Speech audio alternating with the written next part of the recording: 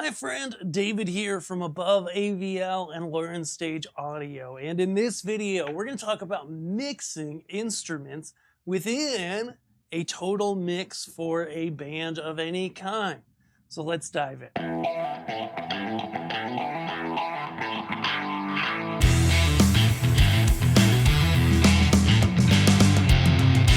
All right. If you missed the last video on vocals, you definitely want to check that out, where we've got the same music thanks to Wesley's Old Church River Oak for providing those tracks.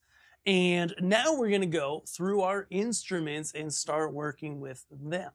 So in this band in particular, we have ourselves an electric or an acoustic, a stereo electric, that's because it's going through a modeling pedal, a bass, though bass also we'll listen to with drums, and then two keyboards. And that's what we're working with today. Pretty typical, worship band type setup. Okay, but most of the tips that we're going to go over here are going to apply to other sources. So before we get too far, we kind of started a mix in the last video, and we just want to listen to those instruments we talked about. Give a listen to them all together, maybe adjust the mix a little bit just with the faders, just with the level, and then go ahead and start messing with EQs and compressors. And if this is foreign to you, don't worry.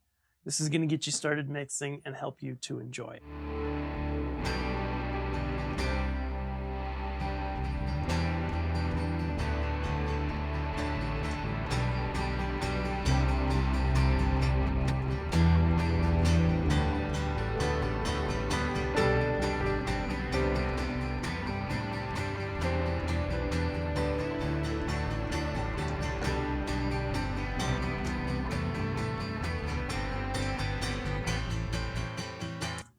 All right, so we've got a bass laid down for where we're starting. So now what I want to do is go ahead and start listening to them individually, start pulling together some EQs. So here we have the acoustic guitar, and we're probably just going to clean up the lows, give it a little more presence maybe. Let's see.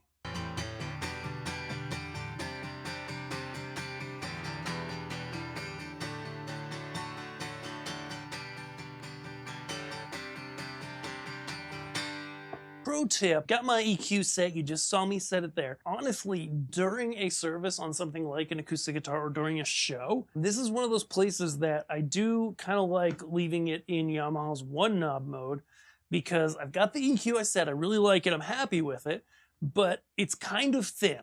And that's on purpose to make it cut through really well. But, there may be times where, you're mixing and you go, hey, I just want it to be the guitar's playing by itself. I want it to be less thin. And I can just go and adjust it, right? And just be like, okay, adjust that back a little bit. It would work even better if instead of the high pass, I go ahead and turn this barbecue fork on and do something like that. Adjust the Q. Somebody calling me probably. Something like that. Switch it back in, and now it's like, boom, I can really adjust it as I go.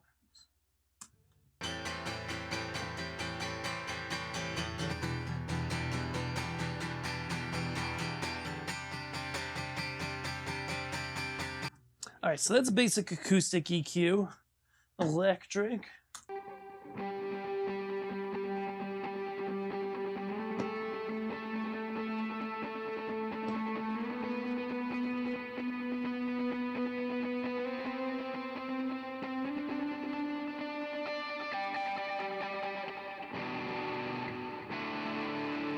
Ooh, so if you hear that, that's a big thing on electric guitar.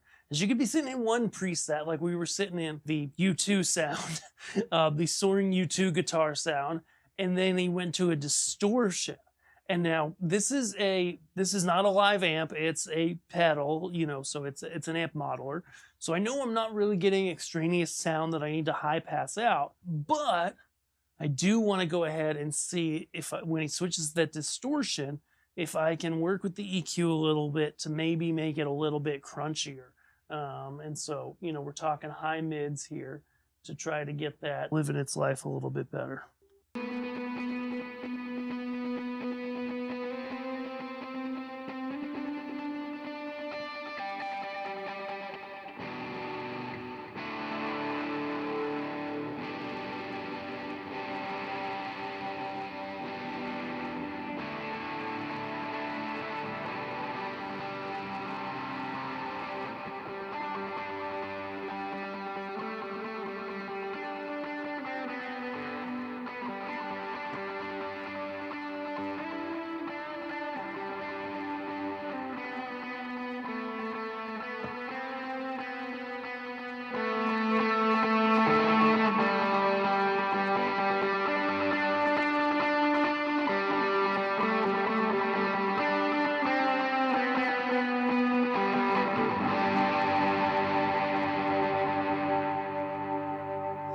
right, so there we were able to get the that distorted sound to sound a little bit more crunchy by working with the high mids. Ended up around 1K with a boost there, and then I did do the top end. I really kind of like a soaring high to it, and it could be that the PA system at that church doesn't have quite as much of the same EQ as the monitor I'm listening on, which is a Yamaha DXR10 Mark II, great speaker. So moving on, now we go to the bass.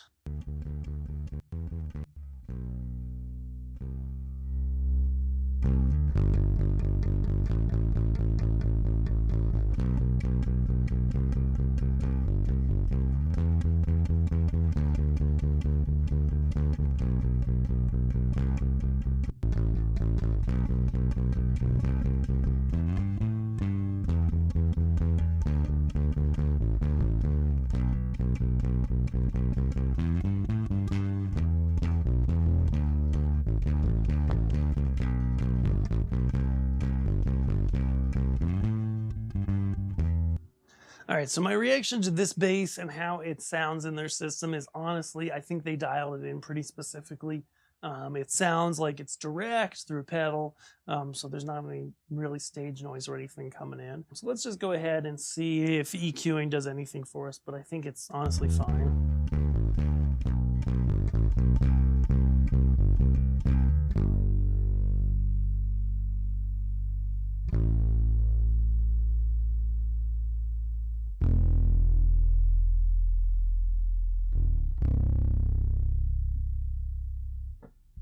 Yeah, if anything, I just boosted down at like 26 hertz, which is honestly compensating for this sub because I know there's a pretty good drop off there. Other than that, it sounds great. It's really fine. It sounds really dialed in. So next we're going to go to our keys. So we have two keyboards in this song. This first one is mainly playing pads, and the second one is mainly playing notes, okay? Like a traditional piano sound.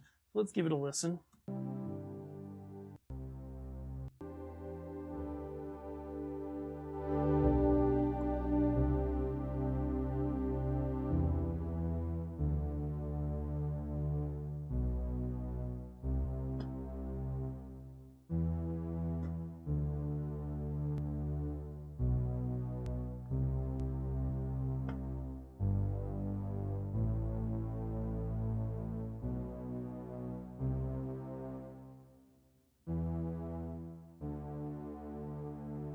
I think I'm just gonna high pass a little, clean up the muddiness in this room. Second keyboard.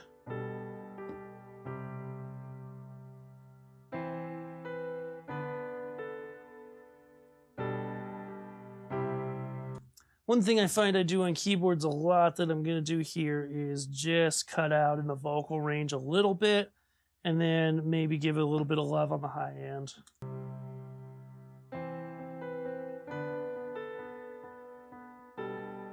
High pass for fun. Now let's bring everybody back.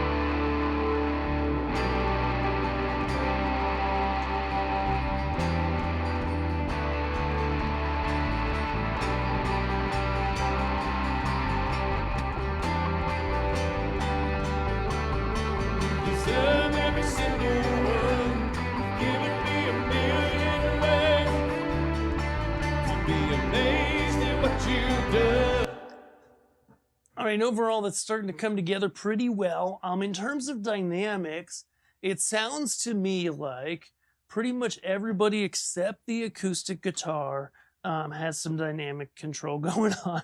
So we're going to go ahead and on the acoustic, bring in that comp.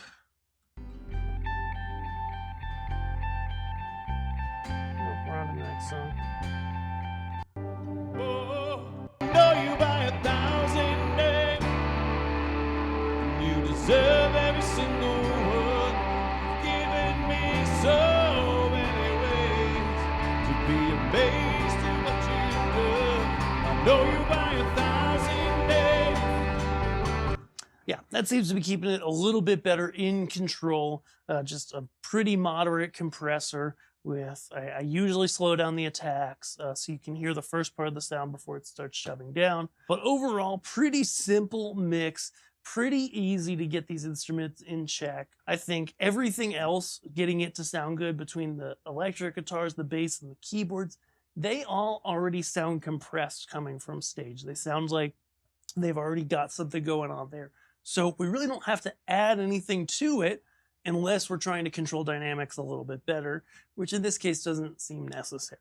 So that's it. That's the instrument section. We added it to our vocals there. You heard that a little bit and kind of gave it a rough mix. And so in our next video, we're going to dive into drums and kind of bring it all together, wrap it up between drums and bass, get it all sounding together. And then you'll find in just, a couple videos, less than an hour easily, hopefully you've learned a good bit about putting a mix together, really making it work and making it simple so that you can go have fun mixing audio, which is what we love to do here at Above AVL, and teach you more and more. So be sure you subscribe here and we'll see you in the next video. Thanks.